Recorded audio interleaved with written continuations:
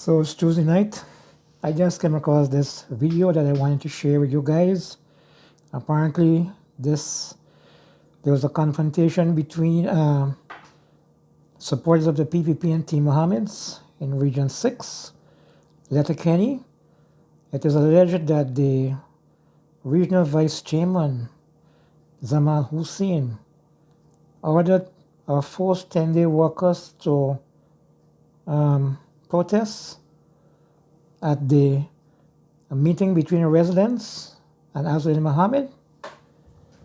The article is saying that the meeting was supposed to be peaceful and be a democratic event, but it quickly turned into confusion when the PPP supporters disrupted the meeting with residents of Letterkenny. The article goes on to say that the businessman had been invited by the residents, but the visit resulted in a standoff between the two groups. They said Hussein, the vice chair, during the commotion was heard ordering agents to slap supporters of Team Mohamed's. And I guess there was toing and froing. Team Mohamed's is alleging that the protesters were not from Letterkenny, but were transported to the community by bus from Freedom House in Amsterdam. That is the allegation from Team Mohammed. So I'm wondering to myself, this guy has not declared his intention to take part in the regional or even the general elections in Guyana. And there seems to be a sense of desperation on the part, I should say, I can't say all, of some PPP supporters to push back when this guy visits these communities. So I'm saying, if this is going on at this particular level, what would happen if this guy decides to change his mind at the last moment to say, okay, I'm going to take part in general elections? What would really play out? I mean, is quite strange. Honestly, I do not believe Azul Mohammed wants to take part in elections. They're not getting, the money is not coming in like before. To run a successful election campaign, you have to have money. You're sanctioned by the United States government. You have to surround yourself with a team of people to help guide you. All of us who are living here in the United States see what happens with a candidate. You have to surround yourself with a team of competent people who can help you to run your campaign. It's a lot of work, and you have to have money coming in. In a case like his, he would not be expected to be asking people for contributions. The people themselves would expect him to finance this campaign. So I don't see that being feasible for him to take part in elections, knowing that he's being sanctioned by the United States, and then certain people may not want to be associated with him. But I don't know, I may be wrong, but I'm going to play the video. The video is about 9 minutes long. I don't know if this meeting was morning or if it was afternoon time. I said, let me share it with you guys. You're free to drop your comments. Have a good Tuesday evening. Video this big man. He telling the girl to slap Mr. Ramaya. Video him. Snake gas at me by one thing. This is the president! This is the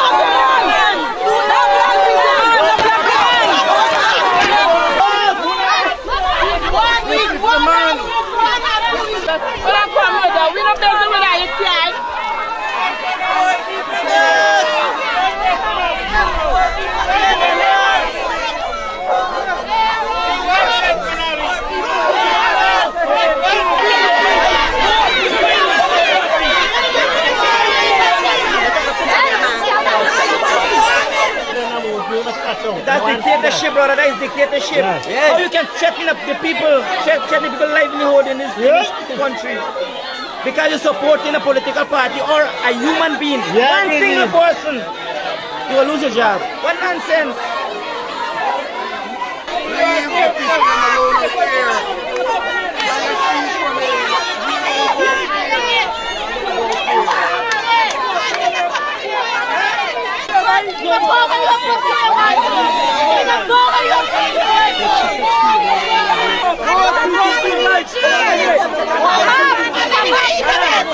They want you come in?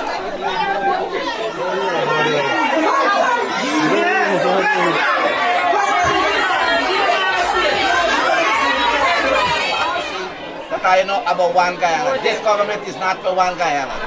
It's for themselves. You can see all the 10 days workers. At our expense, they come and protest. My 10 day worker. Then threaten the 10 days worker. Them a tell the 10 days worker, then they ain't gonna scratch open the list. Yes. Me here down myself at the street there right now. Oh, they're protesting are the 10-day workers.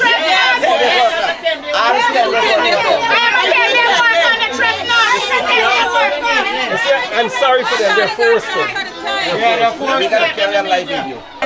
Majority people out there want to be in here just because of the threatening. That is the 10-day workers. So I understand the situation they're in. They're forcing them to do things they don't want to do.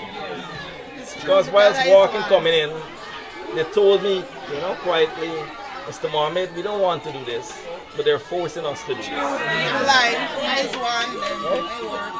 So I understand the position they're in, but I'm a humanitarian. I just came here to listen to your concerns. I can feel the pain that you guys are going through. It's so sad to see how children, how babies, how children, how pensioners, single mothers, the issues they are facing on this quarantine.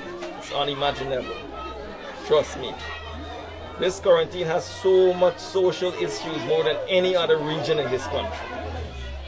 Right? I saw some houses yesterday and even earlier today. I can't believe people living in those conditions. Even if they come to me now to voice a concern, I'm going to listen to them. Yes. That's one people, one nation, one destiny. That's the real one people, one nation, one destiny.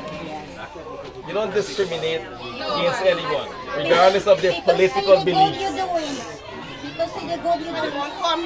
I don't work. They give you 10 day work. They threaten if we come and protest, we're going to lose the job. That shouldn't be, man. That shouldn't be. Very heavy because when the place is flood, everything there, watch it red out there. I called him, I sent him all the videos. And they never come one day come help this black girl. They never come.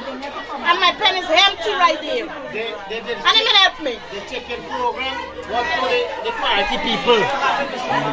She's from my village. Yes. She's from Alveston. And Mr. Ramaya can attest to that. Alveston, you have 95% of Negroes dominating that population. Yes, and the government has chosen, I choose the word chosen, to neglect those communities where you have the opposition people supporting. That's why they're neglecting those communities. Alveston, Manchester, Alice, those are neglected communities. And he never showed up one day. I don't need house, I don't need car. I want to know if I can help myself. They will do it because you have them on video. They will fire them. Pictures. You talk them threaten you out there, they put you, take out a picture and put you on social media. I have a chicken pen home here. When the flood relief come, they say them go give me back something. They take out video, they never come back twice, they never come and do nothing. Now my chicken pen is there, nothing is not inside. My mother, she's 84 years of age. She don't have a toilet, she don't have a bathroom, she barely got a room to sleep, rain falling, coming, and everybody there. She had one room, wash, water, everything gone down. Only now for we all gone down the ground. And nobody is helping. So what happened? The PPP government not helping. And I have a son only 6 years old. You have a land? No. I apply since 2013. I live in somebody's place. And 15 years old, we put him to land, and I would have fell land. I get all me get a house and my hand broke. Me get a house and I can't afford to work estate and buy a land. I can't afford. Me poor. And me need Mr. Mohammed. When the rain fall, When the rain fall, my whole yard flood. All my dogs die out, all my chicken die, and my pigs them die. To come now and see. Now the water going down. So I just ask everybody to no help. Until now. Go right now. How much duck you see there? Every day wake up, 2-3 duck you pick it up. Until them duck down in the yard.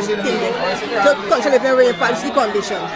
They're gonna knock them off because let me tell you, this is the government. If you so love the people, why are you threatening the people to knock them off? Why are they doing that informally? It's a wicked president. People give them a fair chance and a fair game, and they're doing a lot of wrong things. When people talk, they silence you. If you only speak just the way I'm talking to you here, that's how I speak at work anyway. People know me, they could talk. If you talk, they send you this place. You talk, they transfer you here. You talk, they send you town. You speak, and I am tired of it. I have 3 kids, I cannot be jumping all over the place. This government, everybody gotta give them, they have the fair chance to do what they have to do. They're making people fall. So I am giving you my support. Oh, the people here, I know Berbice gets your back A1. You don't have to be afraid. You're welcome in any one of the region, the village to go and visit the people. Yes. They're going to continue doing this until the election is finished, and after the election, but no weapon formed against you and your family shall prosper. All what you see they're saying about you and your family is going to fall 10 times to them. You leave, then you pray and fast for them. That's right, that's right, that's right. No, I'm surprised with Indira Jaffarali too. She's one of them that benefited from my benevolence. Yeah, she's from right? I always assisted her. I always helped her in her community. Anytime I visited Berbice in the past, right? She would always be there to welcome me. I don't know what happened to her now. I saw how she, you know, all the time Indira would post bad stuff about her fellow quarantine women. Just the other day I assisted one of her villagers, and if you hear how she berated this woman, you know, but she gotta realize that this world, you know what goes around? One time you're up, one time you're down. President Mohammed!